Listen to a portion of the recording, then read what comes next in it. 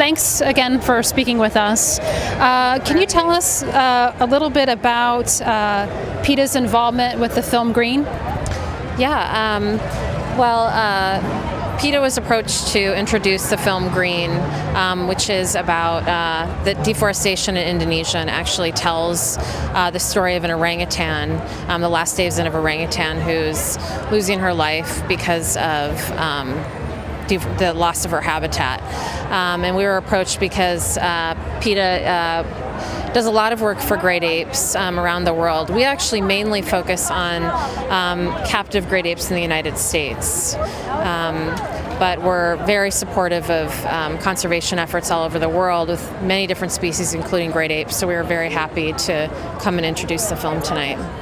I know a lot of people have already heard about PETA and know a lot about your organization, but for those who don't, can you tell us a little bit about what it is that you do, the breadth and scope of your organization?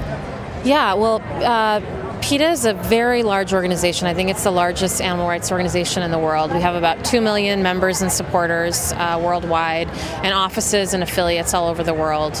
And we really work in every area that animals are used in. So in the use of animals for medical testing, we have a very large focus on the use of animals for food. The use of animals for fur and skins, and also in the entertainment industry. I am a primatologist for PETA, and I work mainly on issues concerning the use of great apes in the entertainment industry. There's a very big problem in the United States and all over the world, unfortunately, with chimpanzees and orangutans being used in film and television productions and advertisements, also being kept in roadside zoos and being used for live shows and circuses and events like that. A lot of people have no idea what goes into training a chimpanzee, for example, to do some of the behaviors that they see on television. It's very abusive. The animals are taken away from their mothers at birth and trained using very harsh methods, typically physical abuse. They're only used for a few years, and then they're typically discarded by their trainers. The trainers can go buy new babies, but these animals live into their 60s, so they may end up being sold as a pet, or which is another terrible life for them, or being dumped at a roadside zoo, or other substandard facilities where they'll languish for decades. So that's something we try to bring awareness to. We're also very involved in advocacy for chimpanzees who are used in biomedical testing.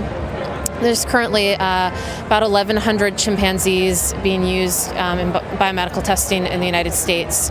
And despite international criticism, the U.S. is the last industrialized country in the world that still uses great apes in invasive research.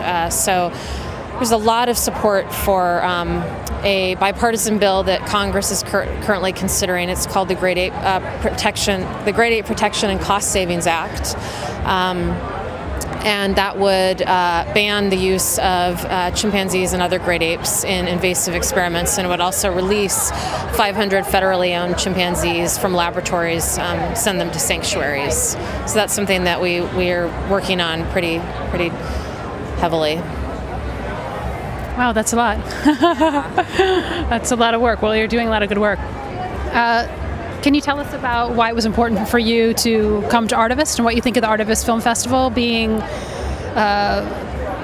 focused on artists and advocacy? I think the ARTIVIST Film Festival is a really wonderful event. I have to say I was surprised I didn't know that all the films were free, which I'm really impressed by. And I think that film is a really great way to engage people and to, not only educate them, but really inspire them to get involved. And I think that this event is wonderful because people come and they see these wonderful films. They learn about issues that they probably wouldn't learn about otherwise in many cases. And then ARTIVIST has connected these films with all these nonprofits and NGOs, so people actually have a way to get involved immediately when they've seen the film, when they're still feeling inspired and compelled to do something. So we were very excited to be invited to participate and hope to do it again next year. Great. And one last question for you. How can people get involved if they want to work with PETA? What would you suggest they do? We'll definitely visit our website. It's www.PETA.org, and PETA is very involved with the community and has just hundreds of different ways for activists to get involved. And so our website's a wonderful resource. Just sign up on our mailing list, and people will get action alerts to be alerted about certain topics that they're interested in, how they can get involved and make a difference for animals. So, Well, thank you very much.